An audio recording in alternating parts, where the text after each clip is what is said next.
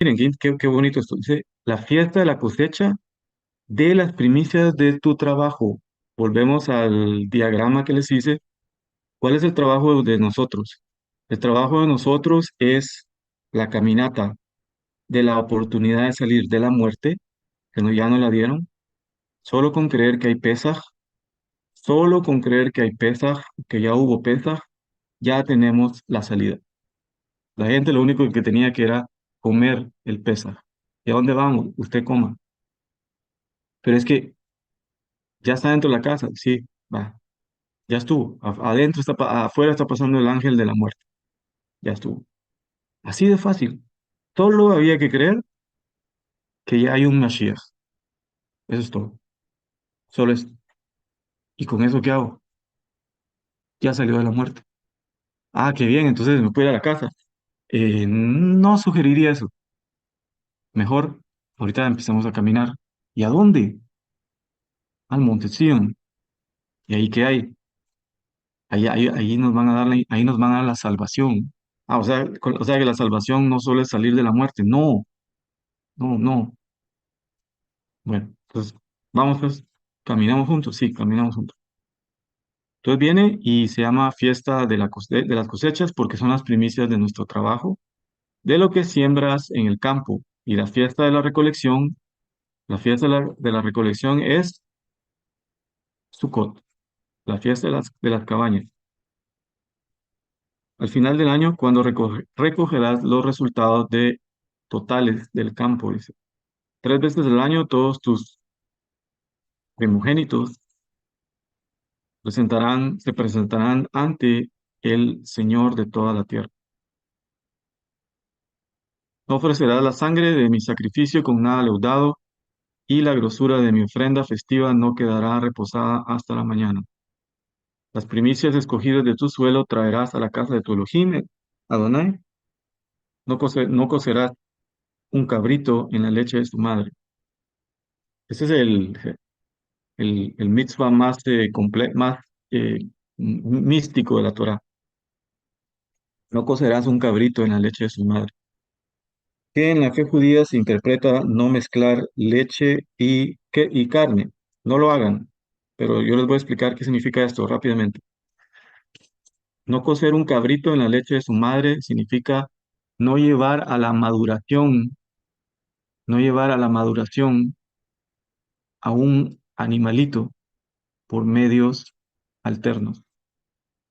O sea, yo no puedo llevar a que un animalito que tendría que haber sido madurado por medio de la leche de su madre, a convertirse en un animalito más grande, no puedo llevarlo al término que yo me lo voy a comer por cocerlo en la leche de su madre. Quiere decir, no apresures el plan ya está, el plan ya tiene ¿cómo se llama?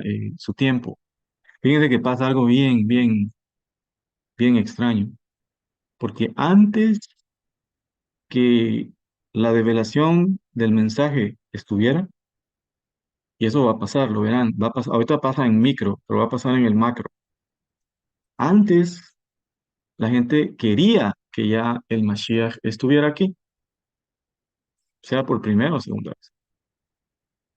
Cuando la gente empieza a escuchar nuestro mensaje, el mensaje del Mashiach del reino de los cielos, la gente quiere decir, me lo han dicho, mejor que no venga el Mesías. Ya ven cómo es la oscuridad. La oscuridad quiere cocer al cabrito en la leche de su madre para que esté listo. No hagas eso, eso no lo puedes hacer así. Mejor no lo mates al cabrito y deja que el cabrito tome la leche de su madre. Ah, no, así no, yo quiero que el cabrito esté listo en la leche de su madre. Bueno, eso es perverso. Porque si no ha venido el Mashiach, querés que venga y vas a traer a otro. Y si ya el Mashiach está en cuerpo, querés que no venga. Entonces, ¿qué sos? Sos oscuridad. ¿Y qué va a pasar? Leña viva, o pura leña va a ser. Y eso está siendo uno muy educado. Entonces, eso es lo que significa esto, no cocerás un cabrito en la leche de su madre. No apresurar los tiempos para que esté algo maduro Si quería que fuera maduro, no lo hubieran hecho shejita, no lo hubieran desangrado. Hay que siga, que crezca. Denle hasta que llegue hasta 4 o 5 años. Pero si está así, yo quiero que se madure, ¿no? Entonces la leche es más. ¿Ok? Va. Entonces tenemos los nombres que este día se llama Fiesta de las Primicias y también Fiesta de la Cosecha de las Primicias de nuestro trabajo. Continuamos.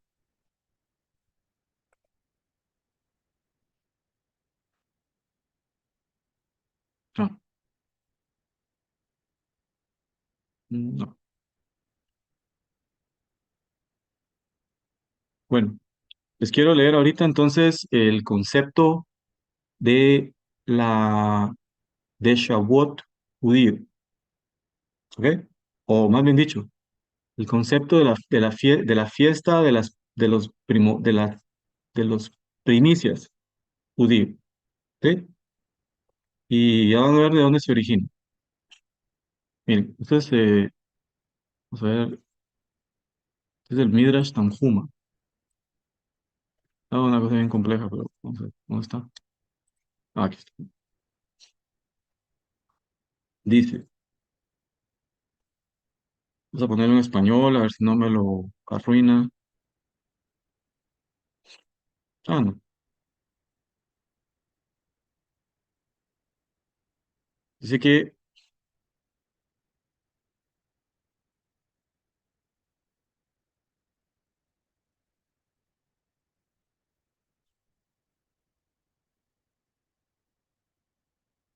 bueno, Joil significa el comienzo, tal como en Génesis 18:27, he aquí, ahora he comenzado. Be'ar et Torah dice. Así como Moshe empezó a clarificar la Torá, dice que Moshe empezó a clarificar la Torá en los 70 idiomas del mundo antiguo, se le explicó. Entonces, Midrash Tanhuma, Devarim 2, Génesis Rabba, ese es el Midrash, Génesis Rabba 49, la Gemara Sota 32a y Rashi en Deuteronomio 27:8. Esto es una exégesis que se saca de que Moshe enseñaba la Torá en 70 idiomas. O sea, que tradujo la Torah a 70 idiomas. Es un midrash, es una parábola para decir que la Torah tenía que ser escrita para toda la humanidad. ¿Sí? Bueno, muy bien, muy bonito. Ahora miren lo que dice de nuevo Midrash Tanhuma en Deuteronomio 1:1. Que,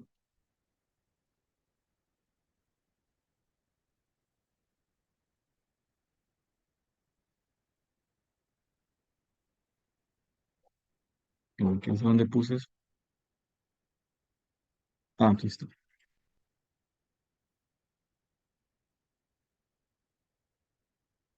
Dijo Moshe en Éxodo 4:10, no soy hombre de palabras, dijo. Y él le dijo, en el palacio de Faraón hablabas 70 lenguas.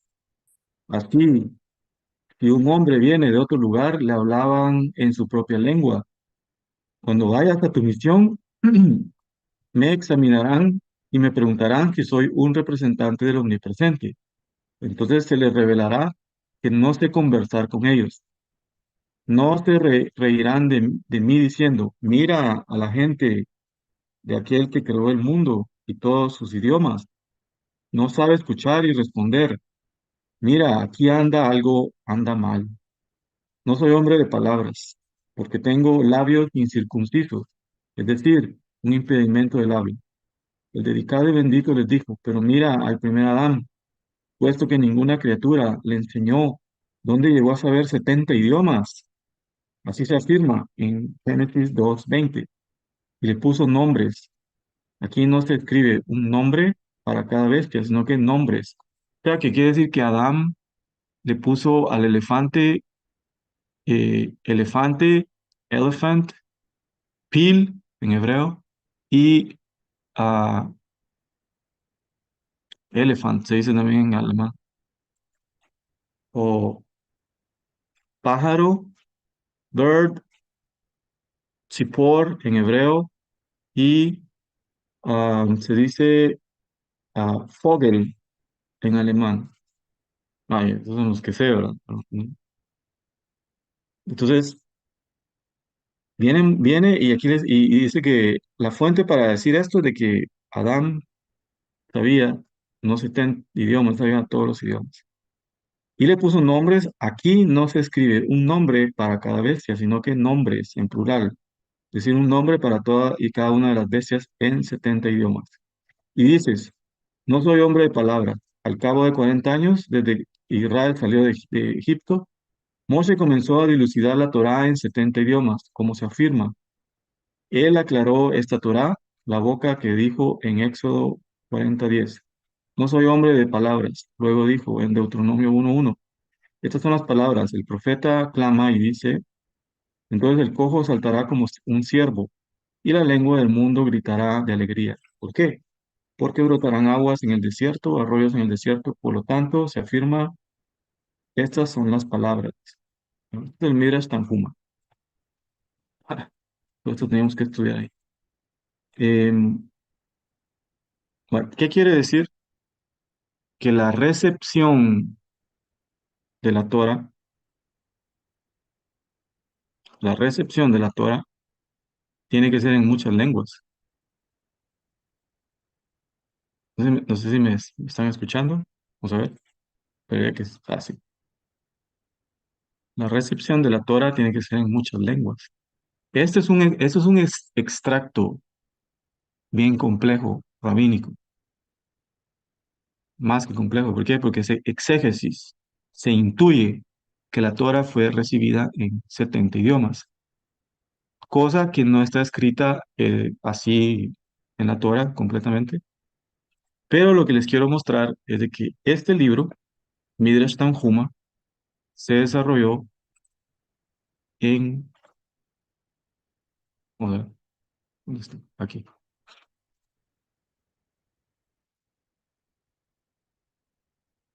Ahí dice, Midrash Tanhuma, eh, Medenu,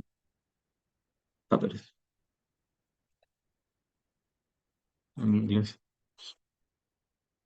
También conocido como Yelmalmedenu, es el nombre que se le da a un midrash homilético en toda la Torah y se le conocen varias versiones o colecciones diferentes. Tanhuma Bar Abba no es el autor del texto, sino una figura a la que con frecuencia se le atribuye tradicionalmente, indicando por la fórmula, así como Rab Tanhuma.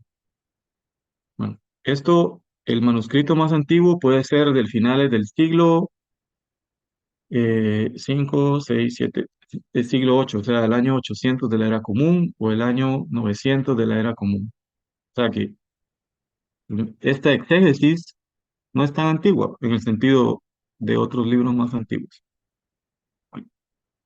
¿De dónde agarra pues el carácter del Midrash Tanhuma? Pues nada más, nada menos que del Midrash.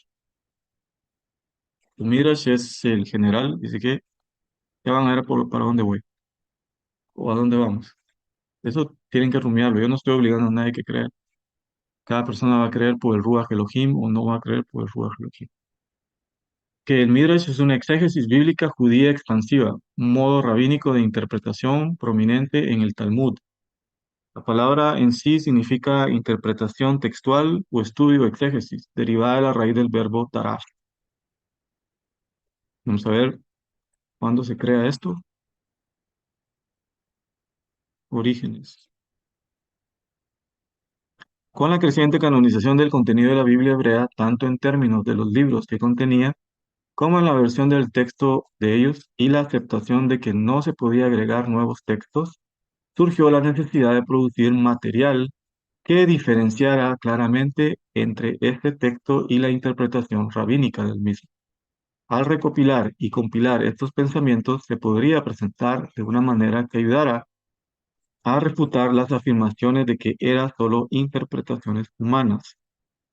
Bien, ese es el Midrash. El Midrash sale por la necesidad de que a la Torah no se le podía agregar ni se le podía quitar. Entonces había que hacer algo paralelo sin necesidad de decir esta es la Torah, sino que este es el Midrash. Estamos hablando de que aquí se puede ver la timeline, la línea de tiempo. Paso aquí. La línea del tiempo aquí es que el Midrash fue escrito en la era de los Tanaim. Fue del año 0 al 200. Y fue escrito en de ahí se desarrolló en el tiempo de los Amoraim, Saboraim, Geonim, Rishonim y Achronim. Todos son los diferentes eras rabínicas. Ahora, ¿de dónde sale la idea rabínica nueva de que la Torah tenía que ser recibida en Shavuot de diferentes idiomas? ¿Alguien me puede ayudar? ¿Alguien se acuerda de algo similar? ¿De dónde sale la idea rabínica? ¿O qué influencia la idea? ¿Qué asunto histórico, más bien dicho, qué asunto histórico influenció el judaísmo para decir que la Torá tenía que ser recibida en muchos idiomas, o más bien dicho, en todos los idiomas del mundo? ¿Alguien puede ayudar? ¿Qué evento histórico que tiene que ver con este día?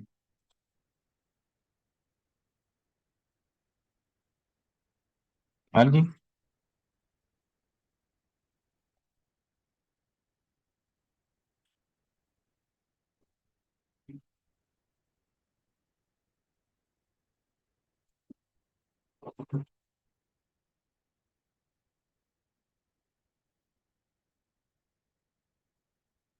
¿Prueba de sonido?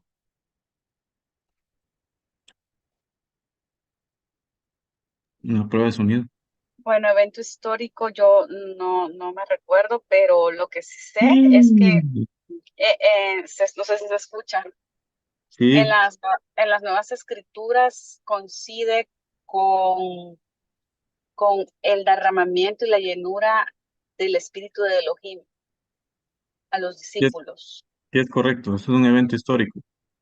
Entonces Eso sí es es, histórico y hubieron testigos, ¿verdad? Que ellos hablaban en diferentes idiomas mm, y se entendían mutuamente, aunque no fueran de la tierra que ellos, el idioma que ellos hablaban.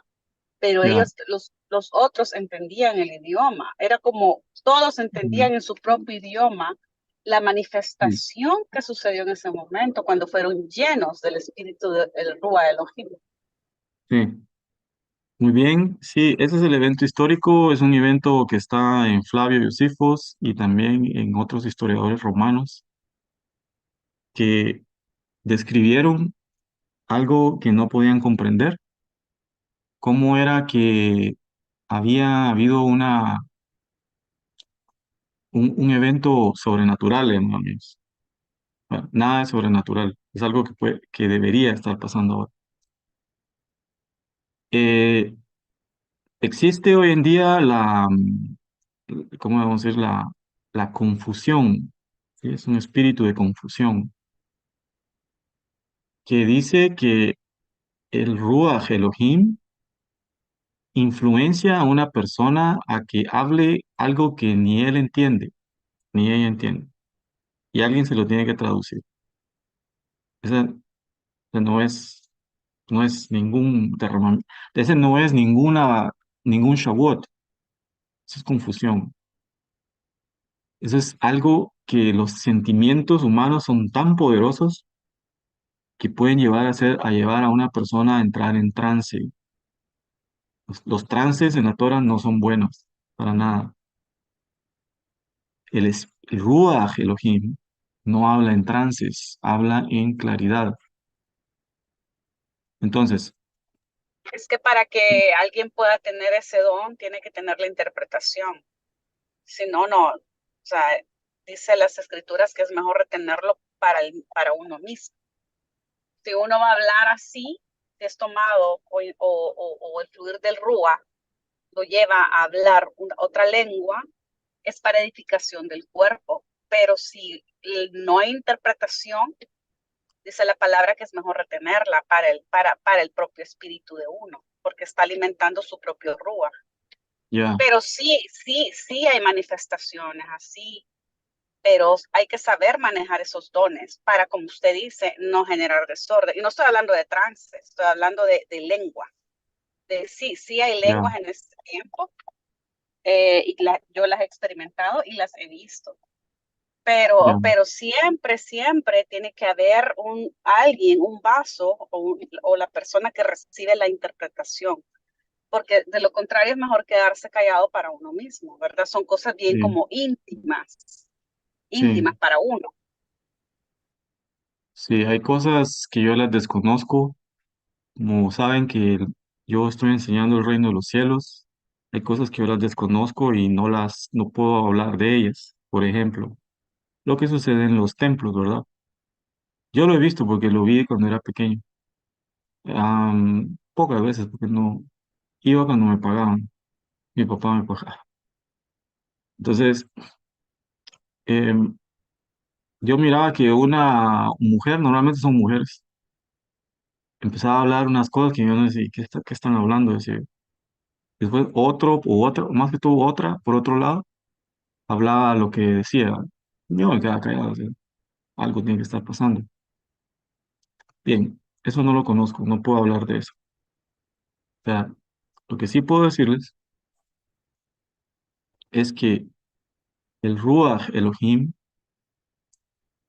eh, no requiere, no requiere eh, protocolo TCP/IP de Internet. No hay un emisor y un transmisor. O sea, no hay una, como decirles, un interfase, por decirles así. Sino que no dudo que en las otras creaciones hay muchísimos lenguajes. Eso ni siquiera lo dudo. Que, bueno, ¿por qué no? Pero aquí están poniendo aquí.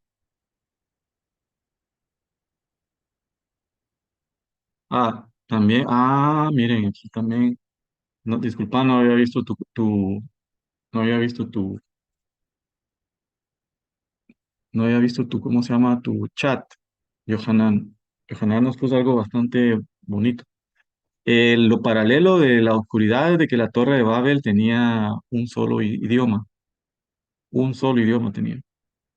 Y ahí se, se divide en 70 idiomas. Gracias.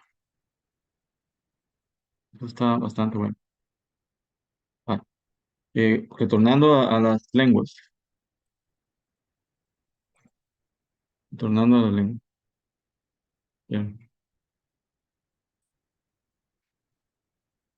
Eh, yo no voy a contradecir, pero lo que sí estoy más que seguro y se los puedo probar es de que hay cosas que vinieron mucho después que el mensaje original. Yo me centro en el mensaje. Yo sé que hay escrituras, por ejemplo, conozco a uno que impulsó el mensaje, uno que se llama Saulo de Tarso, Shaul, como le dicen. No sé mucho o sea, sé que escribió mucho, ha hecho muchas cosas que pienso que hizo, pero como les digo, mi objetivo es eh, hacer el mensaje visible, el mensaje original visible, no el de Saulo de Tarso, no el de los otros enviados, sino que el mensaje visible del reino de los cielos. Ahora, ustedes conecten los puntos con los enviados y con los demás rabinos que pueden haber. Conecten los puntos. Pero si me preguntan de estas nuevas escrituras, no las conozco. No puedo decirles, sí, miren que en tal dice que en tal epístola dice eso. No, no lo conozco. Mi objetivo es el mensaje del reino de los cielos y mostrar el objetivo del cuerpo del Mashiach del reino de los cielos, no el Mashiach romano, cristiano, mesiánico. Ese, ya vamos a hablar de eso, pero no es lo relevante. Ahora, con respecto de la Torá dada en 70 lenguajes, lo que quiere decir es que ¿Quién sabe qué porcentaje ocupamos nosotros el habla para comunicarnos? ¿Qué porcentaje? Si hay un 100%, hablar es qué porcentaje de comunicación de ese 100%.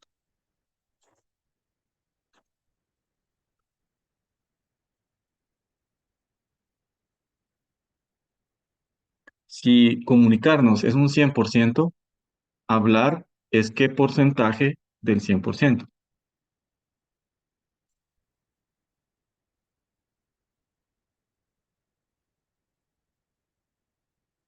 Pregunto,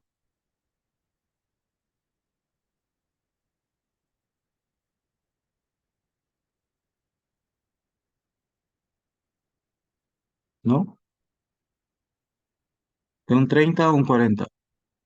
El resto es lenguaje corporal.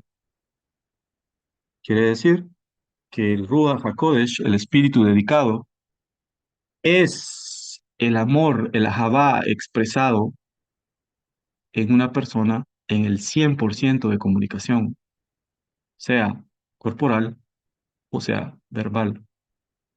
Y como sabemos que ocupamos más el lenguaje corporal para expresarnos que el lenguaje de la boca, quiere decir que el Ruach Elohim, el Shawot del Mesías, es ser el mensaje. Independientemente si existen lenguas de los malachim, que sí existen, o lenguas de las otras creaciones que sí existen, no nos edifica saber si existen lenguas o si las hago o no las hago, en el caso de esas profecías que se dan en las iglesias. El lenguaje verdadero, único de Shavuot es el Ahavá. Y el Ahavá se manifiesta no en un 30%, no en un 70%, sino que en un 100% de comunicación.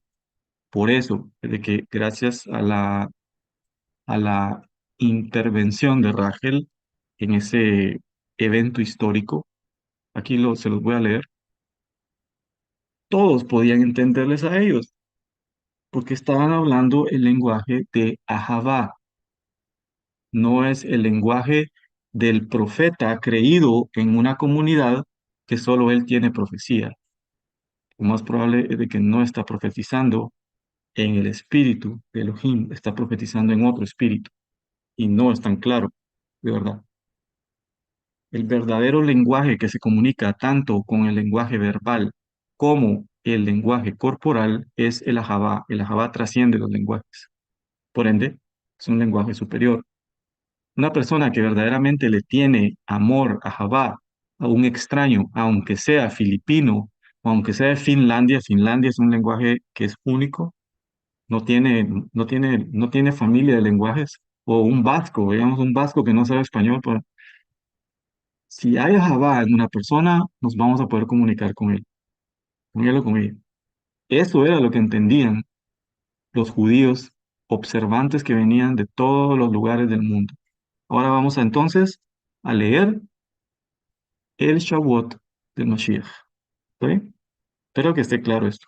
Yo no estoy, como les digo, yo desconozco muchas cosas de la institución evangélica o cristiana o también mesiánica, ¿verdad? Aunque ahí conozco un poquito más por lo de la Torah. Pero prácticas y todo eso, yo no sé. Pero igual, les van a decir, como bien lo dijeron, Mashiach dice, dice, el que los va a juzgar a ustedes es Moshe, porque en él tienen puesta su esperanza. En el tribunal de Moshe van a entrar ustedes. Y yo hoy les voy a decir otra cosa. El que los va a juzgar a las congregaciones es Saulo de Tarso, porque en él tienen puesta su salvación. Que a él lo leen, a él lo estudian. No estudian el mensaje original, el mensaje último, que es la revelación del Padre. Ese mensaje no lo estudian. Vale, entonces nos vamos aquí. Les voy a leer esto. Estaba de visita en Jerusalén judíos observantes, procedientes de todas las naciones de la tierra. Al oír aquel bullicio, muchos corrieron al lugar y quedaron todos pasmados porque cada uno los escuchaba hablar en su propio idioma. Desconcertados y maravillados decían, ¿no son estos Galileos o del Galilim, todos estos que están hablando? ¿Cómo es que cada uno de nosotros los oye hablar en su lengua materna? Partos, medos, elamitas, habitantes de Mesopotamia, de Judea, de Capadonia, del Ponto y de la provincia de Asia, de Frigia y de Panfilia, de Egipto y de las regiones de Libia, cercanas a Cirene, visitantes llegados de Roma, judíos y conversos al judaísmo, cretenses y árabes, todos por igual. Los oímos proclamar en nuestra propia lengua las maravillas de Elohim. Desconcertados y perplejos se preguntaban, ¿qué quiere decir esto? Otros se burlaban y decían, lo que pasa es que están borrachos. Entonces, uno de los enviados que se llamaba Kefas dijo con los 11, se puso de pie y dijo, a voz en cuello, compatriotas, judíos y todos ustedes que están en Jerusalén, déjenme explicarles lo que sucede. Presten atención a lo que les voy a decir. Estos no están borrachos, como ustedes suponen ustedes. Apenas son las 9 de la mañana. En realidad lo que pasa es que es lo que anunció el profeta Joel. Sucederá que en los últimos días, dice el Eterno, derramaré mi espíritu sobre todo ser humano. Los hijos y las hijas de ustedes profetizarán, tendrán visiones, los jóvenes y tendrán visiones de los jóvenes y sueños de los ancianos. En esos días derramaré mi ruach, mi espíritu, aún sobre mis trabajadores y mis trabajadoras. O sea, va a derramar su espíritu sobre hijos e hijas y sobre los que no son hijos, sino que son trabajadores y trabajadoras. Y profetizarán. Arriba en el cielo y abajo en la tierra mostraré prodigios, sangre, fuego y nubes de humo. El sol se convertirá en tinieblas y la luna en sangre, antes que llegue el día del Eterno. Ese es el día de Yud Hei Vav Hei, día grande y esplendoroso. Y todo el que invoque o todo el que sea llamado en el nombre del Eterno será salvo. Pueblo de Israel, escuchen, este hombre que le llamaban Yehoshua de Nazaret fue un hombre acreditado por Elohim, un hombre ante ustedes con milagros, señales y prodigios, los cuales realizó Elohim entre ustedes por medio de él, como bien lo saben. Este fue entregado según el determinado propósito al previo y el previo conocimiento de Elohim, fue entregado a la Pax Romana, y por medio de gente malvada, ustedes lo mataron clavándolo en una cruz romana. Sin embargo, Elohim lo resucitó, liberándolo de las angustias de la muerte, porque era imposible que la muerte lo mantuviera bajo su dominio. En efecto, David dijo, veía yo al Eterno siempre delante de mí, porque Él está a mi derecha, nada me hará caer, por eso mi corazón se alegra y canta con gozo mi lengua. Mi cuerpo también vivirá en esperanza, no dejarás que mi vida termine en los dominios de la muerte, no permitirás que tu dedicado sufra corrupción.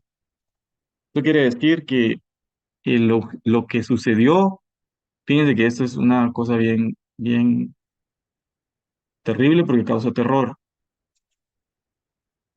La gente piensa que para hacer a una persona libre de la muerte, solo hay que morir en cuerpo. No, no es cierto. Para que la muerte fuera erradicada o debilitarle a la muerte, o quitarle el poder a la muerte del mundo, pues el antídoto de la muerte es la muerte. Entonces, cuando Moshe en el desierto estaban picando a la gente las serpientes quemadoras, ¿cuál fue el antídoto? Otra serpiente. O sea, que para quitar la muerte hay que morir. Alguien tiene que morir, pero no morir de cuerpo, morir de verdad. Y esa es la parte que no se comprende. Dicen, el Mesías murió en una cruz romana. o en un palo romano, digamos, si no les gusta la palabra cruz. No se sabe si era cruz o palo, pero era un palo romano. En un palo romano murió ahí. No, no murió ahí. Tuvo que probar la muerte.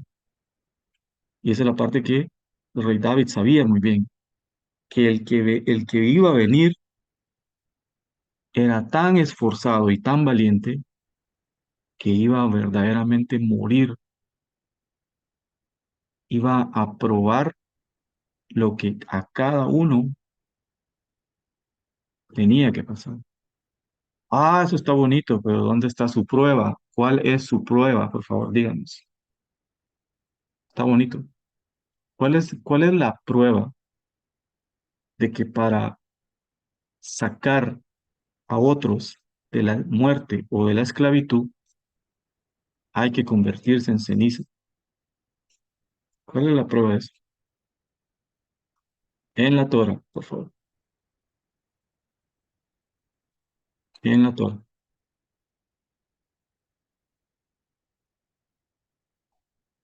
¿Alguien? ¿Quiere ayuda? ¿Cuál es la prueba que para sacar a alguien de la esclavitud o sacar a alguien de la muerte, esa vida tiene que convertirse en ceniza?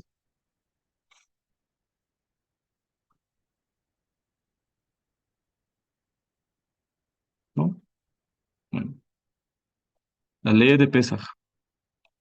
Pesaj tiene que ser procesado entre el 14 y el 15. Tiene que ser apresado el 10. Tiene que ser procesado entre el 14 y el 15. Y eh, dice que en esa casa, ahí se puede consumir el cordero de Pesaj.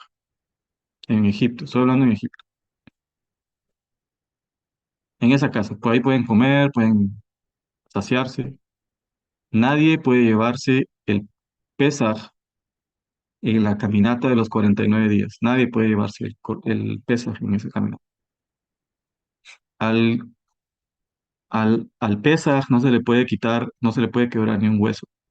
Al Pesaj no se le puede eh, dejar que sobre hasta la mañana.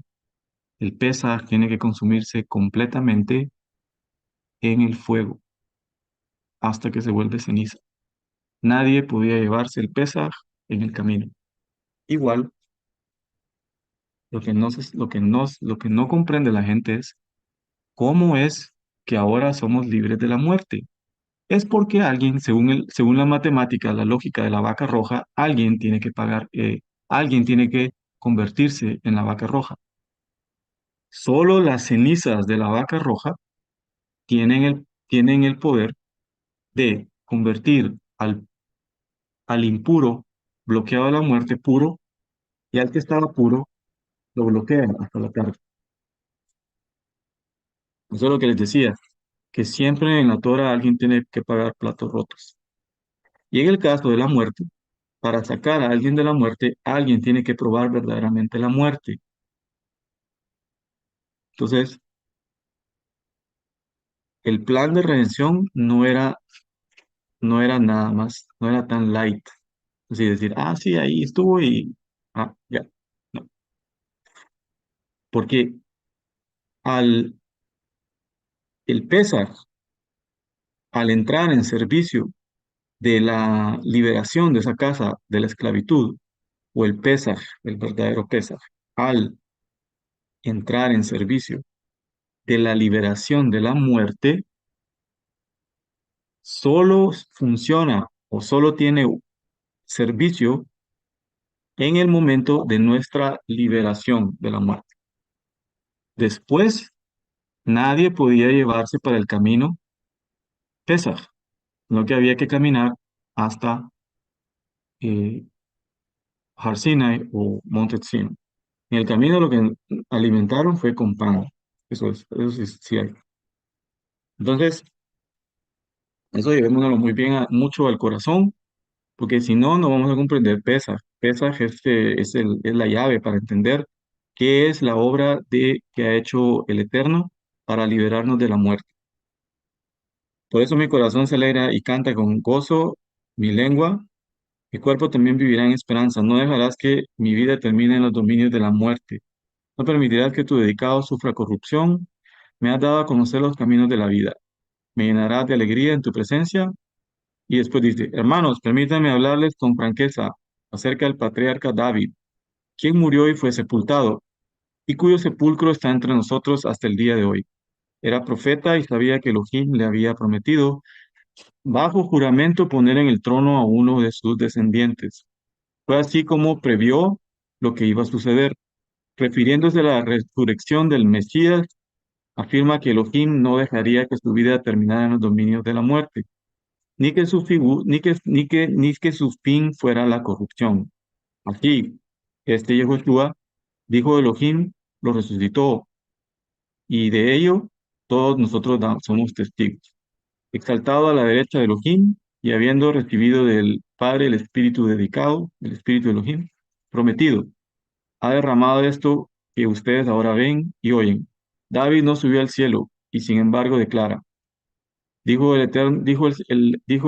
Eterno a mi Señor, siéntate a mi derecha hasta que ponga a tus enemigos por debajo de tus pies. Por tanto, que todo Israel esté bien seguro de que este Yehoshua, a quien ustedes han dado muerte, Elohim lo ha hecho Señor y Masías. Él no era Masías. Pongan atención, pongan muchísima atención. Él no era Masías hasta después de la muerte. Porque el Masías es un espíritu. Nada más por medio de convertirse en un Pesaj es que viene el espíritu del Mashiach.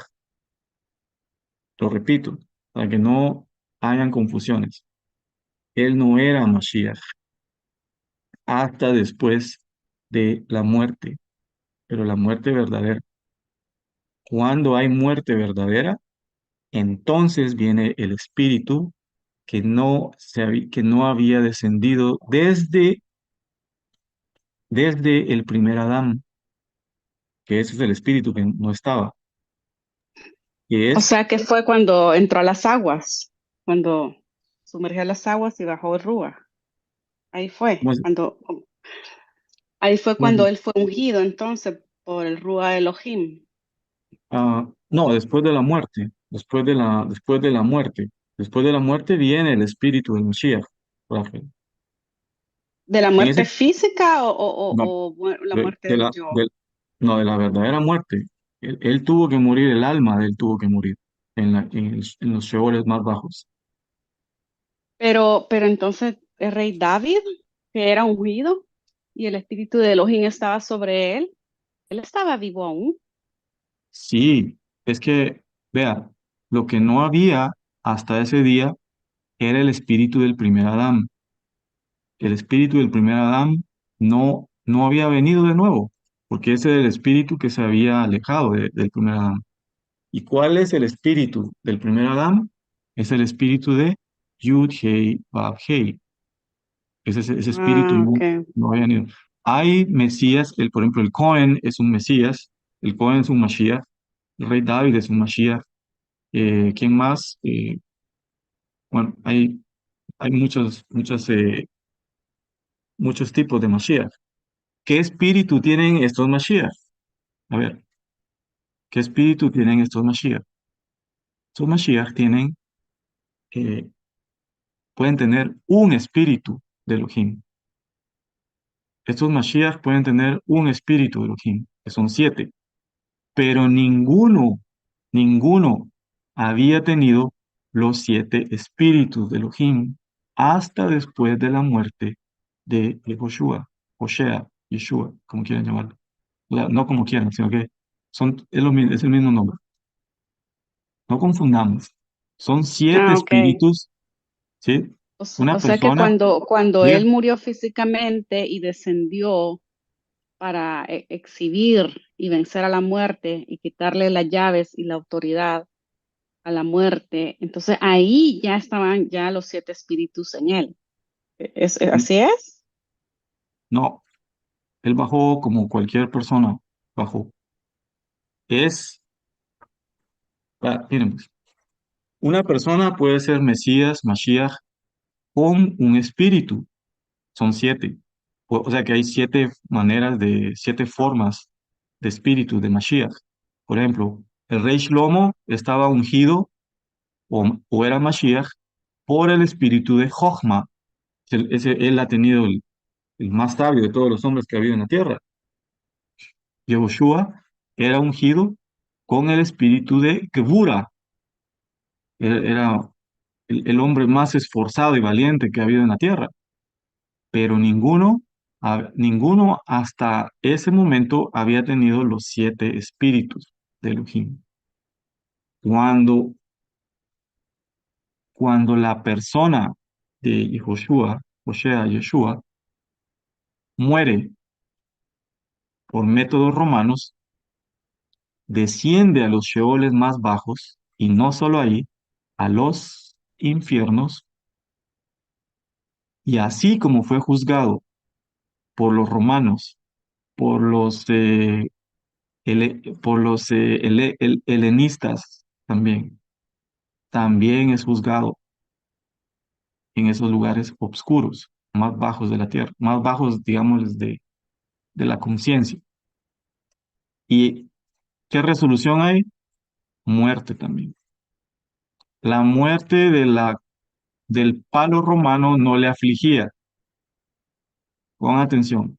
La muerte del palo romano no le afligía. ¿Por qué tiene esa condición de sudar sangre? Porque sabía que tenía que morir la verdadera muerte. Dice la parte que muchos de los pseudo seguidores o, o wannabe seguidores no comprenden. Él no tenía ningún problema con la muerte de la Pax Romana, pero saber que uno iba a morir verdaderamente, el alma iba a morir. Lo que no sabían las entidades oscuras es lo que David escribió, que ya estaba profetizado. Cuando él siente que se queda solo y exclama en arameo, Eli, Eli, lama sabachthani, en ese momento el Padre y él se vuelven uno. Por eso es que él ya deja de percibir al Padre. Y ambos, el Padre en secreto, en silencio, bajan a esos lugares. Él no sabía, porque tenía que pasar todo eso por sí mismo, pero ahí estaba. Cuando cuando Jalel, todos los satanes, todas las formaciones malignas, todas las entidades oscuras ven que se quema completamente y se vuelve ceniza, hay baile y fiesta en los lugares más bajos de los infiernos. Lo que no sabían es de que los siete espíritus de Elohim estaban formando una nueva alma con la misma memoria, pero la persona que descendió ahí dejó de ser. Eso ningún padre debería pasarlo. Eso es perder a un hijo.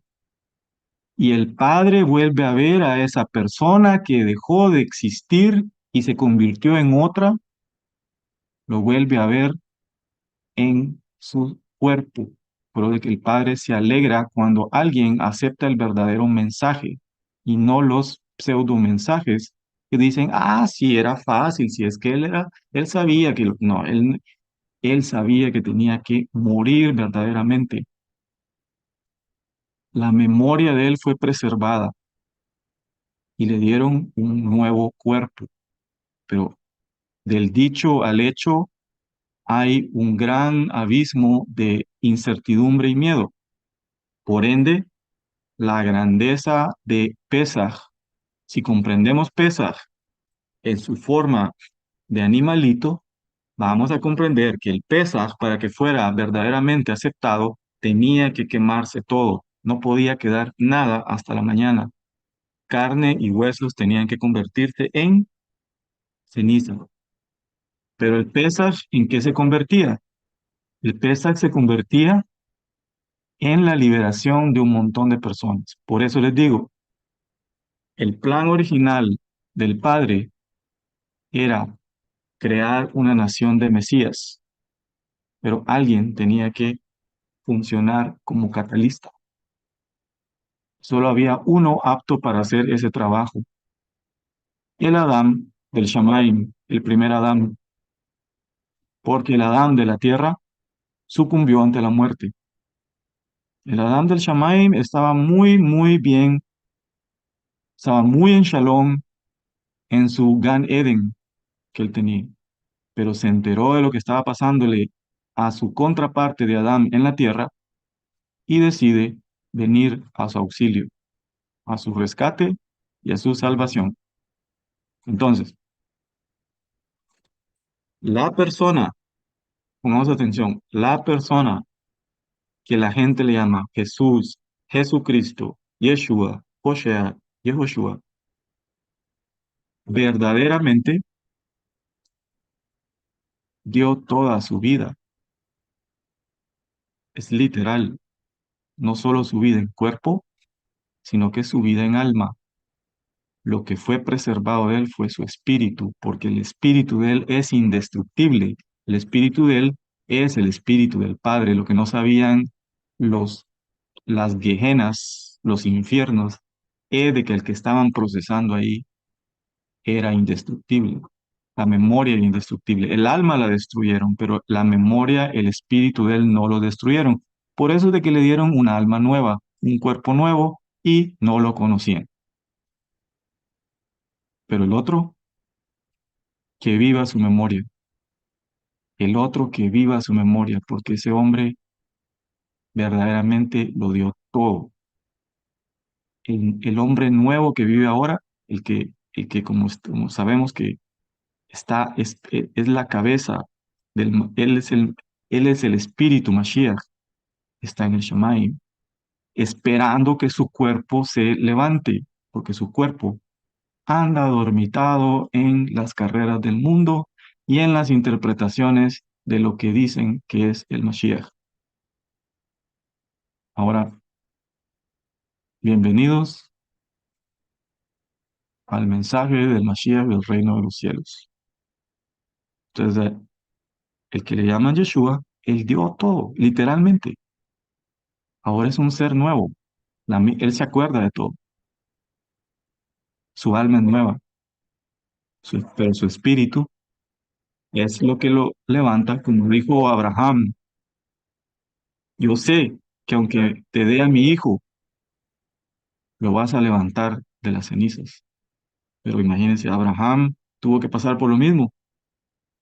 Abraham sabía que aún de las cenizas podían levantar a Isaac. Por eso es de que Isaac se convierte en un proto Mashiach de la humanidad. Entonces, ahora dice, cuando oyeron esto, todos se sintieron profundamente conmovidos y dijeron a Kefas y a los otros enviados, hermanos, ¿qué debemos hacer? Hermanos es un término que se ocupa mucho en la tierra de Israel. No es el hermano de aquí, sino que verdaderamente es hermano. Ají o ajim. ¿Qué debemos hacer? Arrepiéntanse y métanse en agua cada uno de ustedes en nombre de Mashiach. Esto tengo que explicarlo muy bien. Lo que quiere decir en el nombre de Mashiach, quiere decir en el nombre del espíritu del Mashiach. Yud-Hei, Vav-Hei. El nombre del Mashiach es Yud-Hei, Vav-Hei. Porque las personas hoy en día que tengan el espíritu de Mashiach no pueden tener tres espíritus, cuatro, cinco, seis. Tienen que tener los siete espíritus. Porque solo con los siete espíritus, entonces ahí sí verdaderamente nos miran como Mashiach. Los hijos e hijas de Elohim pueden ser instruidos por el espíritu de Elohim, pero no lo tienen. Ahora, ¿qué sí lo que vamos a hacer? Es una nación de Mesías. Una nación de Mesías quiere decir que todos tienen que tener los siete espíritus del Eterno. Ya vamos a ver cómo pasa esto. Para todos aquellos que el Señor eh, dice, en efecto, La promesa es para ustedes, para sus hijos y para todos los que estén lejos. Es decir, para todos aquellos a quien el Eterno, nuestro Elohim, llame. Y con muchas otras palabras les exhortaba insistentemente, sálvense de esta generación perversa. Bueno, ¿qué hacemos de conclusión? El Shavuot de Moshe es el mismo Shavuot del Mashiach, solo que en el caso de Moshe se ocupó un animalito para sacar a la gente de el símbolo o el protocolo de un animalito para sacar a la gente de Mitzrayim. En el caso del Shavuot del espíritu del Mashiach, se ocupó a una persona no para la expiación de pecados, sino que para sacar a un montón, a una humanidad completa de la muerte. Ahora viene, dice, quédense en Jerusalén hasta Shavuot, no se vayan, es un comando. ¿Qué va a pasar? Ustedes quédense, porque entonces ahora van a entender qué fue lo que pasó en todo este tiempo, que el espíritu que no había venido desde la creación del primer Adán va a regresar. ¿Y cuál es ese espíritu? Es el espíritu de Yud-Hei Vav-Hei. Está bonito, pero ¿cuál es la prueba? Así que, que el Yud-Hei Vav-Hei, el Eterno, Elohim, insufló en Adán su alma y se convirtió a Adán en un alma viviente. Ese espíritu no había venido. Habían venido algunos de los siete, pero los siete en el Yud-Hei Vav-Hei no habían venido. Entonces, este es el espíritu que les dice, esperen ese espíritu hasta Shavuot, o como en español dicen, hasta Pentecostés. ¿Está claro? O me, o me fui mucho por, no sé, porque esto es algo que me ha costado mucho desarrollarlo. No sé si está claro cuál es el espíritu de Mashiach.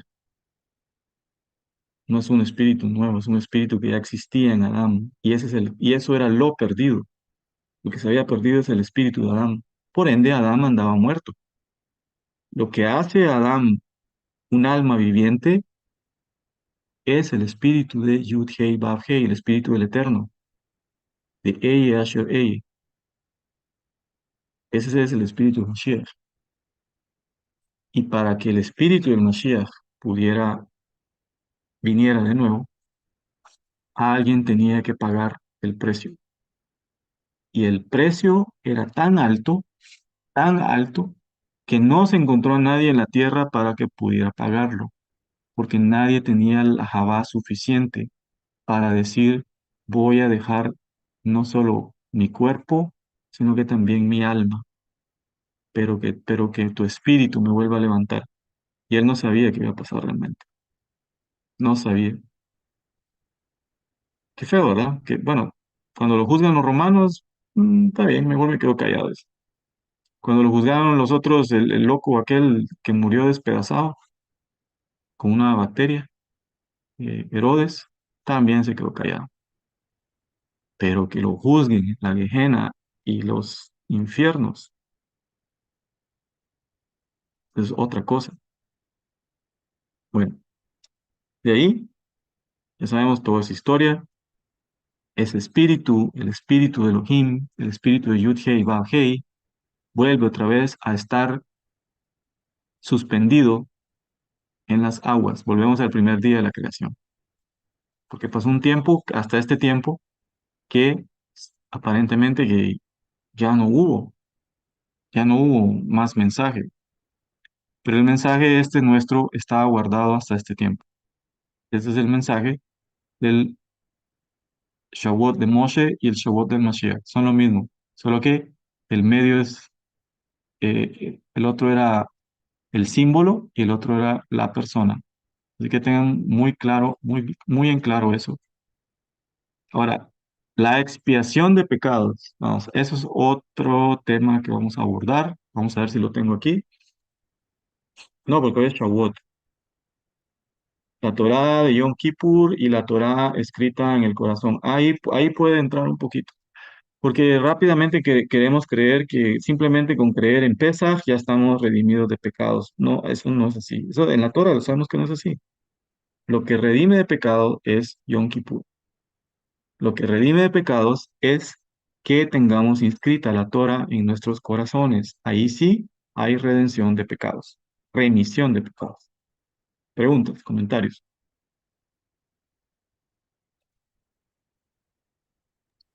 Está muy claro. Yo la verdad no sabía que era, bueno, yo pensé que Yehoshua o Yeshua ya tenía el espíritu de Elohim desde que vino.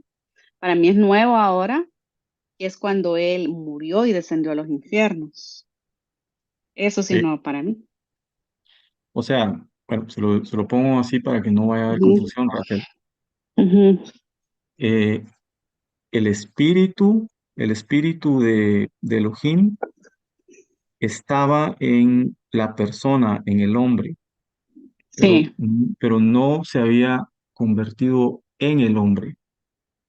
Eso solo sucede cuando la persona, el hombre, siente que se queda solo en el palo romano, eso, lo ok. abandonan, dice. Me abandonaron, dijo, no te abandoné, me convertí en ti, porque el espíritu que tiene que bajar contigo es indestructible, tiene que ser indestructible.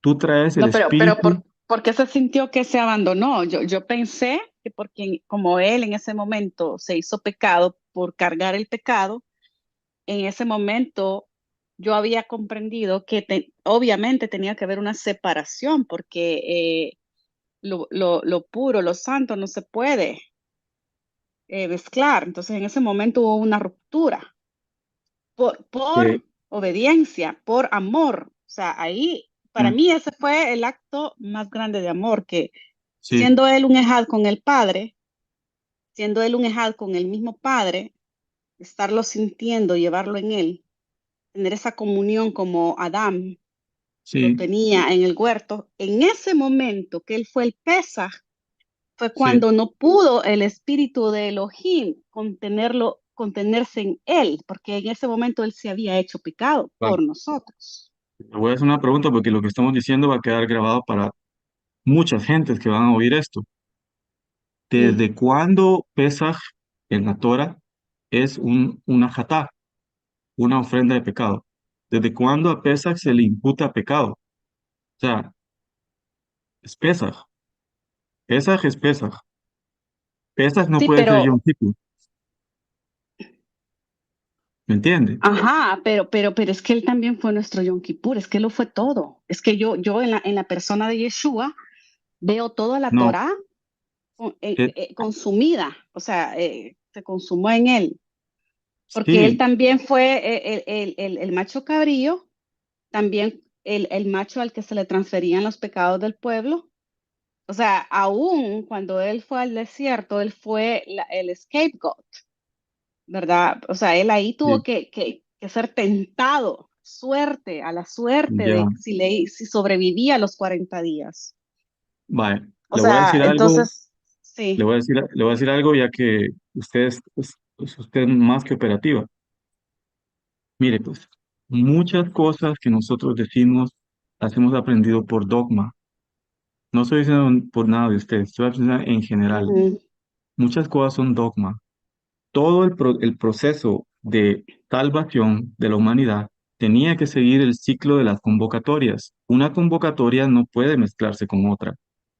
Lo voy a decir rápidamente para en el próximo tal vez podemos abordar este, en la próxima, ahorita que solo hacemos un break de unos 10 minutos.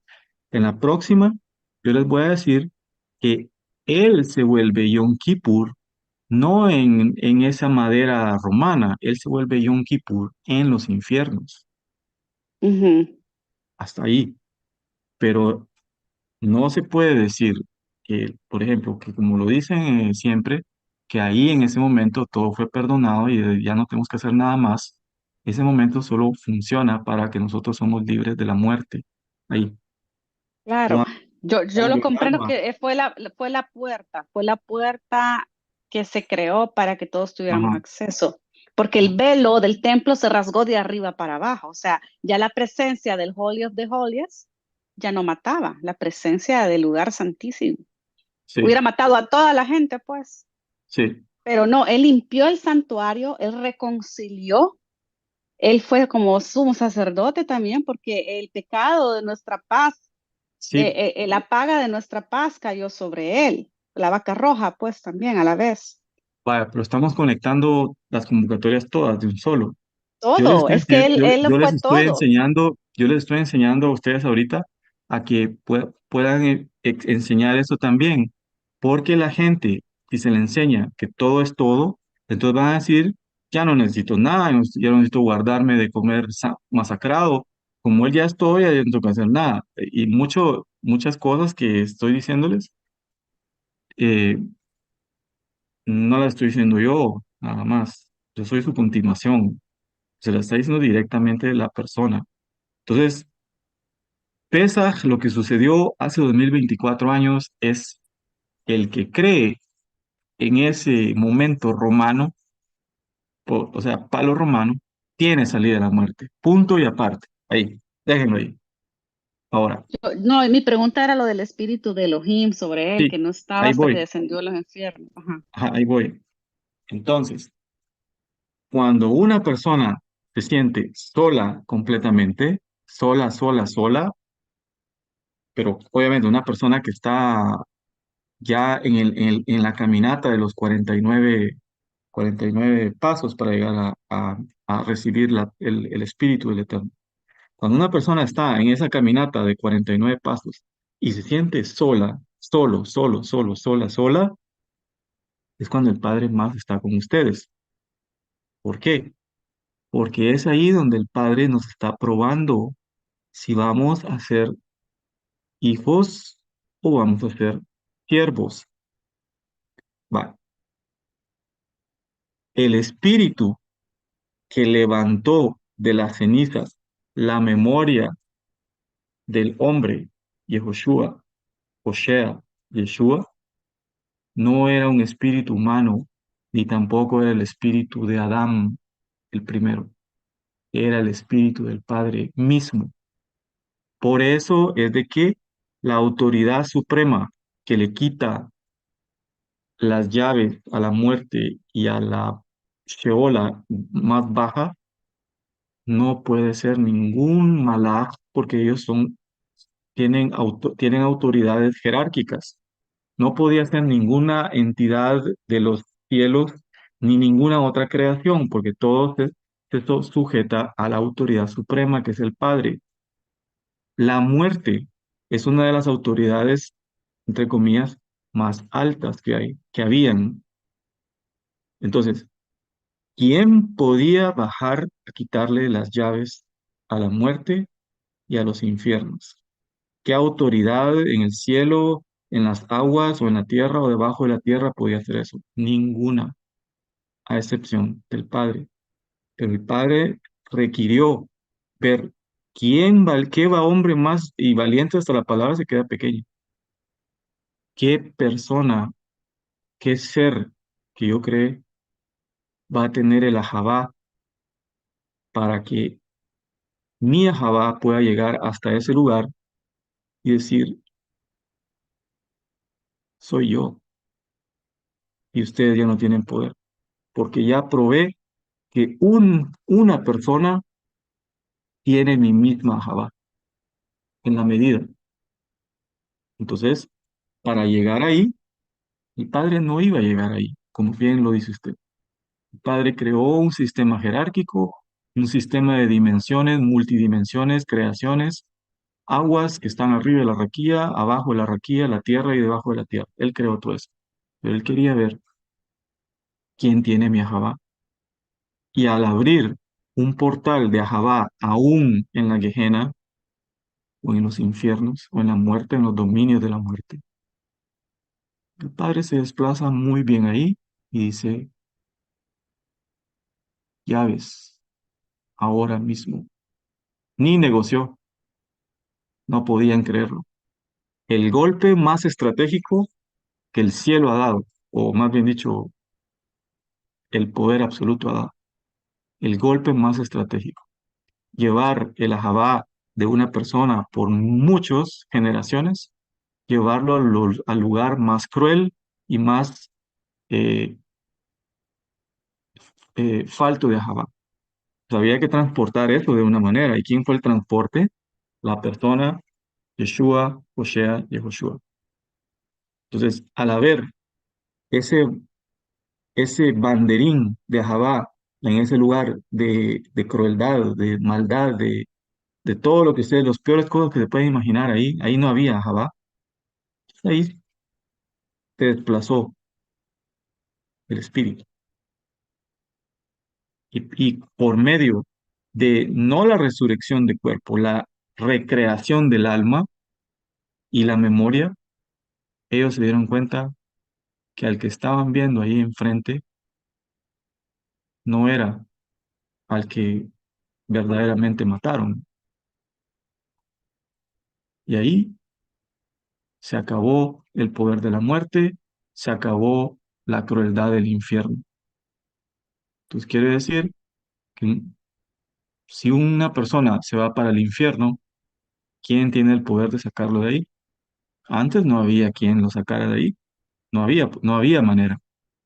Los infiernos tenían su jerarquía, su llave, sus puertas, ni los malajes entraban ahí, porque ellos estaban contenidos. Ahora, si alguien por alguna razón llega ahí, ¿quién tiene el poder para sacarlo de ahí? ¿Quién tiene las llaves de ahí? Si una persona llega a la muerte, ¿quién puede sacarlo de ahí? Solo el que entró por sí mismo y fue recreado ahí en la imagen y semejanza del Padre. Eso tal vez no se sabía mucho, pero no fue nada más una muerte de cuerpo, tuvo que ser una muerte de alma. Y entonces, volviendo a la observación, cuando nos volvemos uno con el Padre, les va a parecer paradójico lo que les digo, ya no lo sentimos, sino que tenemos que experimentarlo. Porque yo puedo sentir a un padre hablando con él, sí, papá, mire, no sé qué. Y si mi papá fallece, hay personas que se quedan acongojadas, pero si una persona viene y dice, no, mi padre vive, porque yo voy a hacer lo mismo que él hizo, yo voy a hacer lo mismo con los trabajadores. Y es más, me dijo, hijo, puede hacerlo aún, invítelos para su cuerpo. Yo porque tenía que hacer otras cosas, pero usted continúa lo que yo hago. Entonces, venimos y nos damos cuenta que el objetivo del Padre no solo era hacer un Mesías, que bien lo pudo ser él. El objetivo del Padre le dijo, por lo que has hecho, no es suficiente uno como el que dio su vida, voy a hacer muchos.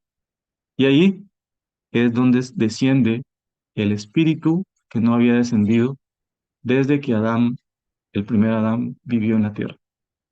Son los 7 espíritus de Elohim.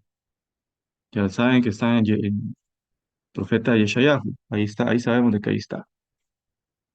Entonces, esperaría que quede claro que Yom Kippur funciona para la expiación de pecados, pero el Pesaj, solo creer en el Pesaj, no hay expiación de pecados. La expiación de pecados se, em, ¿cómo se llama? Se adquiere cuando nosotros comprendemos qué significa tirar la suerte entre un cabro y el otro, y que la sangre de ese cabro entra al Kodesh HaKadoshim, y después la persona, después del Cohen sale de vuelta, sale vivo. Hasta ahí hay, pero ese no es Pesaj.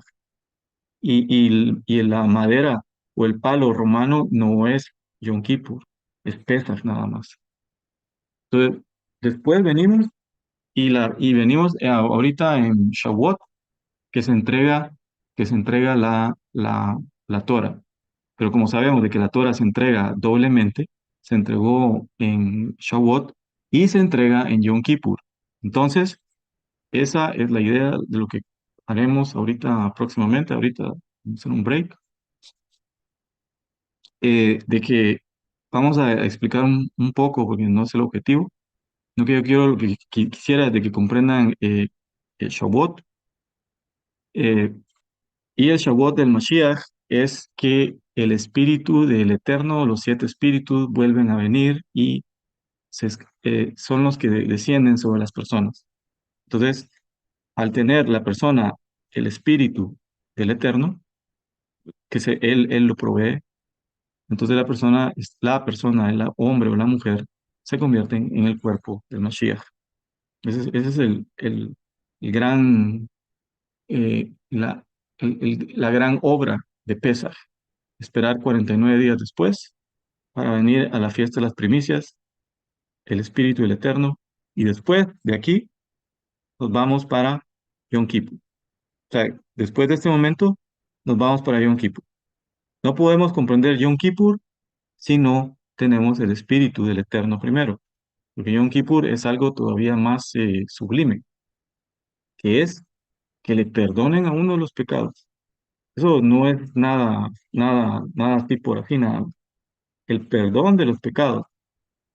Si no se lo perdonaron a los malajim, ¿por qué no lo deberían perdonar a nosotros? Solo pónganse a pensar en eso. No perdonaron a los malajim, a los ángeles, ni a los seres de las alturas. Entonces, ¿por qué deberían perdonar a nosotros? Y es porque solo cuando el Padre mira a el Adam del Gan Eden, del Shamayim, entonces perdona. Ese es el espíritu de Mashiach. No sé si está más claro ahora. O sea, yo trato de que sea claro para todos. Sí, está súper claro. Gracias. Vale. Em, los que quieran seguir conectados, pues ya saben que voy a estar. Solo vamos a hacer un break de 10 minutos e iniciamos rápidamente con el siguiente título que se llama La Torah de Yom Kippur y la Torah escrita en el corazón. Tiene relación a lo que preguntaban acerca de remisión de pecados. Ya vamos a ver ahorita. Así que nos reconvocamos a las 5 p.m. Saludos.